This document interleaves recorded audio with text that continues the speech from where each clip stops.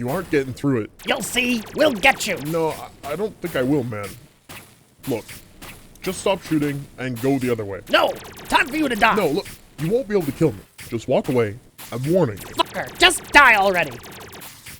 Ah, well, can't say I didn't warn you.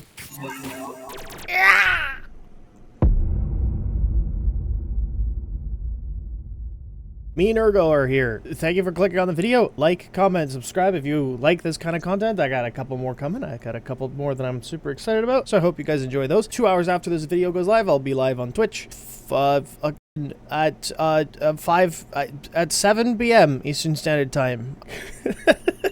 I stream 4 days a week. Hey, how do you guys like plastic toy Doom guy? I don't know. I thought it was cool. Anyways, I got a video for this. This one's a rhino. That was really, really good, Bungo. That was really good.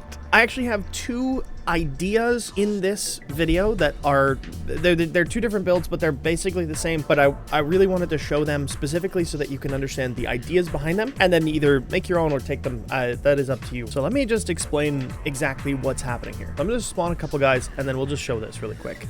So when I press my Ironskin, once I get my Overguard, I will trigger Truculence. Well, if you see, Truculence does damage. It also applies 10 stacks of viral. Well, I also have Piercing Roar, so when I recast it, it will automatically cancel the piercing or cancel the Iron Skin so that I can recast it. If I have Jade Stars active with Iron Skin, the Truculence will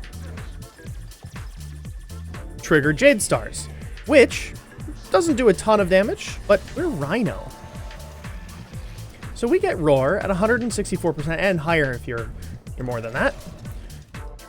And Truculence will genuinely do a decent amount of damage because we're priming with viral. We're applying 7 stacks of heat in one cast, and then it's all like getting scaled. Then, because we're running Piercing Roar, it's Iron Shrapnel, you stupid mother. It will trigger again when we cancel the ability. So the loop to this build is straight up just cast Iron Skin, cast Roar, cast, and then just keep canceling and recasting Iron Skin.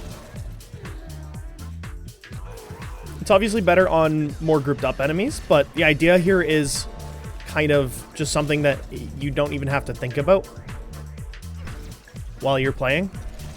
You can just keep recasting Iron Skin and it will do fine. And then the second build requires them to have their AI turned back on for a specific reason. So with their AI turned on, let us Sling Strength and apply Iron Skin and Roar. And now, as they destroy our Overguard, I can Rhino Stomp to regenerate it, which will then trigger Truculence at the same time. So I will hit them immediately with Rhino Stomp and then immediately afterwards with Truculence. So you'll see how this works in just a second when these enemies get up. Now that I've taken some damage, I'll do this. Truculence will go off. It will trigger twice on some of the enemies. It only hits 7 times every 0.5 seconds, so it's significantly less, but these are also very, very, very armored enemies. Again, I'm showing it in kind of a vacuum almost in this, and yet it is still killing some of these enemies. So you can see kind of where the combination of these is going. So the first one is this. It is an Iron Shrapnel build. It is specifically just so that you can recast Iron Skin. We're running Steadfast, Primed Flow, and Equilibrium. When you're actually in a mission, this will absolutely sustain you. I did it for like 2 hours the other day. It was super fun. I really genuinely enjoyed it. I have a lot of strength in this build, so 288. Obviously, this just makes us scale farther in with just using Jade Stars specifically. I'm running Blind Rage, Umbral Intensify. I have 3 Strength Shards, and then I use Sling Strength. I snapshot as much as I can into Roar just to make it so that it's even larger damage increase. We're running Corrosive Protection because we're not armor stripping or anything, so this extra 18% armor strip is really powerful. It's actually quite a large damage increase. I think on fully armored it's like 1.9 times damage or something, so it's genuinely really, really powerful before the heat armor strip. It's good for like the initial application. And then we're running 190 range. The reason why we don't really need that much more range than that because Truculence doesn't really trigger along that much farther of a radius. The range of Iron Shrapnel is 15.2 meters, and honestly, it's kind of annoying to use to deal damage because it throws enemies away from you. But if you kill them, then it's not so bad. all of our survivability is coming from just recasting Ironskin over and over. So our survivability is pretty solved. And then obviously we're going Archon Vitality. If you don't want to use Archon Vitality, just throw in more strength. Just slap in like Transient Fortitude. The duration is not super necessary to have higher in this case, except for energy purposes. I had continuity on here at one point and I was just like, it doesn't matter. I just don't need it. You're going to be wanting to recast Ironskin over and over and over anyway, so you're just going to be killing stuff by proxy. We're running Corrosive Projection, then we're running 244% Strength, which is basically just Transient Fortitude, and then Umbral Intensify and some shards. Reinforcing Stomp is what is regenerating our Ironskin Overguard, which is what is triggering Truculence. Again, if you just lose Ironskin, it's not that big a deal. Just recast Ironskin. You'll still trigger Truculence anyways. It's the same thing as the previous build, especially when it like comes to functionality. Now, Jade Stars, actually, funny enough, I think there was a fix that happened fairly recently, and a lot of the testing I did with Jade Stars wasn't scaling the status chance with the strength. I think it was maybe like a hidden hotfix that they added in. That has been fixed now, so this will actually trigger 2.44 statuses of heat. That does mean that Archon Vitality is significantly less powerful when you have really high strength, but it's still really useful because it just adds essentially another heat stack onto it, which is nice. Then we don't really care that much about duration. In fact, we kind of don't want them to be suspended in the air with Rhino Stomp for too long. So having just Prime Continuity is nice for duration. And then we've got Transient Fortitude that's reducing it. I actually had less range here. And the reason why is because I wanted to have 30 meters of Stomp Radius, or a little bit less than 30 meters of Stomp Radius for Arcane Truculence, so that it would hit both enemies. But I ended up slotting in Stretch anyways. I had Amar's Hatred here because the armor makes your Ironskin higher, as well as the strength. That, and sometimes using the teleport is nice, but I think that the range is just better overall, especially for just making Jade Stars larger, because the 6.4 meters versus 4.6 meters. Just a better suggestion there for that one. And then our energy is the same, so it's Steadfast, Equilibrium, Prime Flow. This is a very energy hungry build. That's why we're not going Blind Rage. I had Blind Rage in here over Transient Fortitude at one point, but the 155 energy cost Rhino Stomp that we want to be spamming was just too much, unfortunately, and so I chose not to use it. But anyways, let's show that in a quick little display. Look how it runs. I didn't show it, but I'm just gonna run my Panzerwaffe. It doesn't have like Contagious Bond or anything that like increases its damage by a lot. It's strictly here to be a pet that doesn't get in my way. That is literally the reason why I run it. I don't like using my pet to kill stuff. It's just so boring to me. I want to kill stuff. I don't want my pet to go in there and just blast the whole room and go, hey Bozzy, you're good now. You can come in. I'm the fucking Warframe. You're a pet. Stop this. Yeah, the initial energy is a little bit rough, but once you like get a little bit started, really the damage kind of does actually work really hard in this kind of mission. And then just using like Iron Shrapnel will kill stuff, and then obviously you're invulnerable for 3 seconds. You have to kind of wait a little bit, but the damage is genuinely high.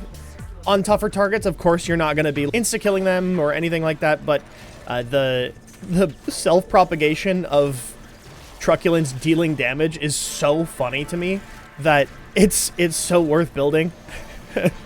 And then Roar, obviously double dipping on the heat proc, dealing damage on the initial hit for Jade Stars, and then the heat tick being scaled a second time by Roar, which makes it just like really strong. So yeah, I mean, it's one of the easiest versions of Jade Stars nuking I've ever seen, and it's really fucking funny. It's so funny. I love it, dude. It's so good. And then obviously you get to like just keep recasting Ironskin and see how high your Ironskin gets. And then if you get to crazy high Ironskin levels, you get to do the Iron Shrapnel thing where enemies just you can do like a shitload of damage with an Iron Shrapnel hit, because it's scaled off of how much overguard you get. So you get a ton, and then the enemies just die. This is a Jade Light Eximus, and it died in like 1.5 casts of my Ironskin. So it's not like it's bad at killing stuff. It's really good at killing stuff, actually. Especially almost entirely passively without really doing much. It's a cool build. I won't play it too much because it's just like not really my style, but I thought it was really interesting that it triggers off of truculence. That means that you can get it to trigger off of a couple of other frames. The reason why I chose Rhino here is because you can get rid of your overguard really easily. And on a lot of frames that have overguard, they don't like it when you get rid of their overguard. So you can get it to trigger off of Cyanax's 4 augment and Dante and... You know what I mean? The only problem is if the enemies don't do enough damage or aren't shooting you enough, then it doesn't do anything. But with this case, you can actually remove the overguard and then get it to self-propagate nuke. I have 327 kills. It's a little over 100 KPM, but I'm literally just walking around and casting my defensive ability. It's awesome. I don't know. And again, Xmas enemy. See you later, Xmas enemy. And there they go. Let's see Misery. We'll watch Misery just die to standing next to us.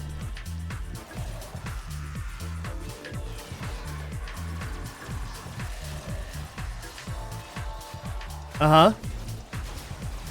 Uh-huh.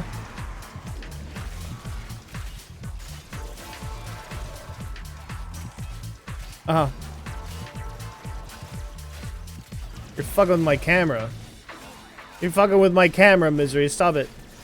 Stop it. Stop.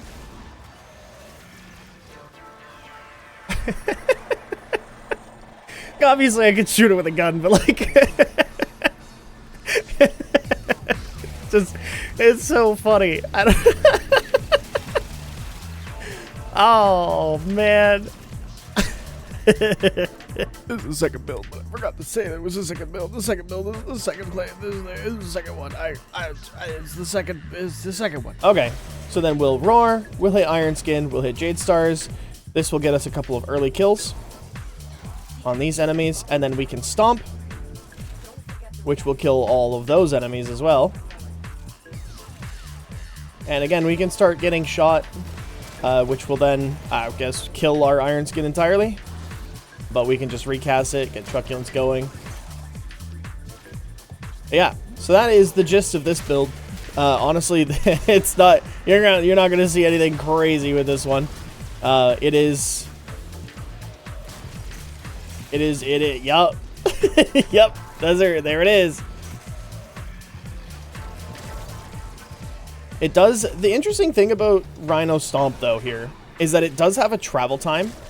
And the travel time is just long enough for it to reset Jade Stars by the end of its wave, which means you can actually get 14 applications of Jade Stars over one Rhino Stomp. Not including truculence, just having additional applications throughout it.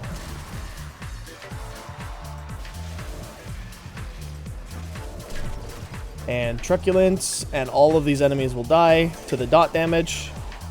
Honestly, kind of a neat one. Yeah. I love hitting them with the ground stompy, the angry tantrum, the Anyways, that's it. A little bit of a longer one, but there was a couple of interesting things that I wanted to show off. Specifically that it triggers off of truculence, self-propagating things like Ironskin's iron shrapnel and stuff. That, and, you know, it can trigger off of iron stomp, and then if you get reinforcing stomp and truculence, you can actually do the feedback loop. It's pretty cool, but typically you don't need both. So I just didn't, but yeah, you can do some cool stuff, especially with Rhino. The reason, again, if you want to change the builds, feel free. If the builds aren't good enough for you, make them better for you. That's the way it works, right? I'm really just here to give ideas. Anyways, enjoy, and thanks for watching.